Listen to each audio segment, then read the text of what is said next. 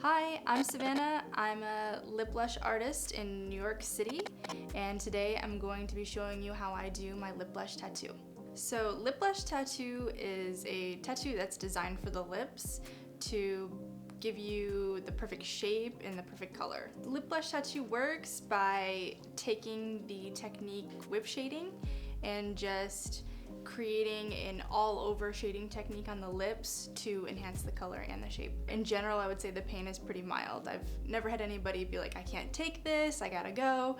Everybody sits pretty well. Some people even fall asleep. Permanent makeup in general has definitely come a long way since the 90s. You know, that whole lip liner look was quite popular. It's more modernized in the sense that like the equipment is different. We have machines that are designed for facial tattooing, and also the ink that we use is completely different. It's also designed for facial tattooing. So it's not designed to be as harsh of a looking tattoo. It's designed to look soft and natural, almost as if it's you, but a little better. I start off first by drawing the shape, and I just use a bright colored lip liner and a concealer pencil to establish the shape on the lips.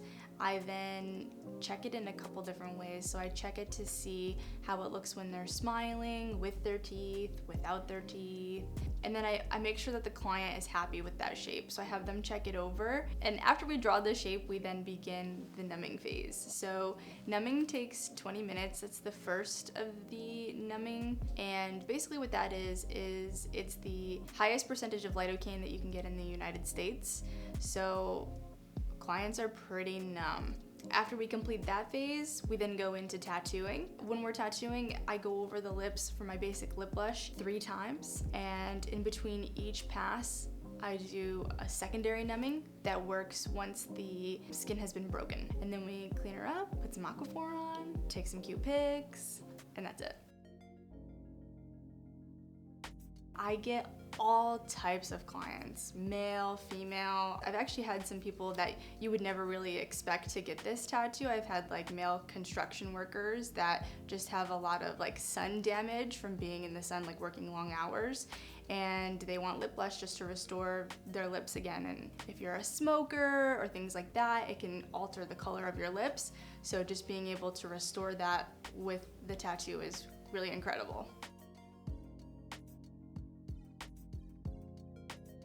So day 1 after getting lip blush tattoo would look like you're very swollen. Some people love it and others are a little bit freaked out, but it's totally normal and it's just your body's natural inflammatory response system kicking in. The first day they're very bright because it's so freshly tattooed. And day 2 they look even just a little bit darker because you're starting to form a scab, and then you notice that they're gonna feel like a little bit more dry. Day 3 and day 4, dry, flaky. Because the lip tissue regenerates so fast, the healing process is quite quick. So that stage comes and goes within 2 days. Day 5 and day 6, you're still a little bit dry, but at this point you can see how the color has, started to soften. At that point, it's really just important to keep moisturizing. It does look a little bit lighter than expected at first when it's first initially healed, because the skin takes time to just build it back up, and then in 30 days the color will be completely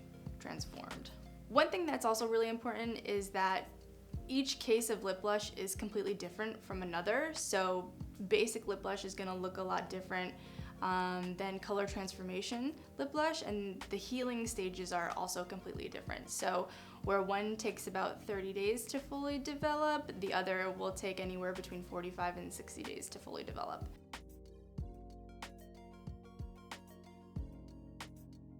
So lip blush tattoo is actually semi-permanent. It lasts for like around 2 to 3 years depending on your lifestyle. So to prolong the lifespan of the tattoo, you can get a yearly refresh, which is just a session that kind of freshens everything back up, gets it to right back where you started, because as the years go by, the tattoo will get a little bit lighter before fading out. So some do's and don'ts for taking care of the tattoo would be that you don't want to eat something spicy or too citrusy or too salty immediately after, just because you have to think of it as an open wound. So you wouldn't have a cut on your hand and then go touch a hot pepper. is gonna burn a lot. Another thing you need to be careful of is just like really following the pre-care that your artist gives you. One of those things that's really important is cold sores. If you are somebody who gets cold sores, just making sure that you do take the recommended antiviral medication to ensure that you don't get a breakout, because the breakout that will come after the tattoo, if you don't take the medicine, is very intense and it will cause damage to the tattoo that you just got. Some do's would be to be very moisturized after getting the tattoo, like stay moisturized. The strangest request I've gotten, so it's actually pretty strange. I was consulting with somebody one day for the lip blush tattoo procedure, and they asked me if I could also do lip blushing to their butthole. And yeah, that was a pretty interesting conversation. Of course, I declined. It's really not my line of work. But I often think about like funny situations like, okay, what if I would have said yes, and then it got like really popular out of nowhere? And then I would be known as the butthole blusher.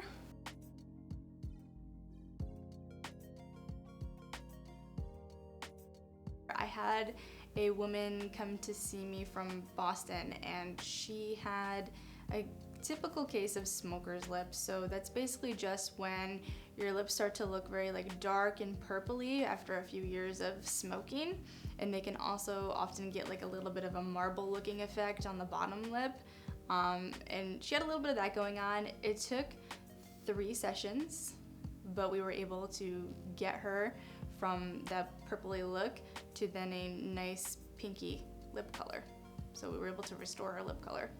And she just was so excited about it, which made me feel really good. She still messages me to this day and just thanking me for, you know, being able to give her that, because she was very, very self-conscious of it. She said, you know, I couldn't leave the house without putting lipstick on. Like, this truly changed my life. And that was like the ultimate like yes feeling.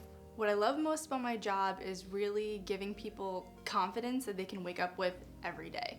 So just being able to know that like I am helping someone feel really good about themselves, no matter what it is that we are correcting or enhancing, it really makes me feel good every day to do that for somebody else.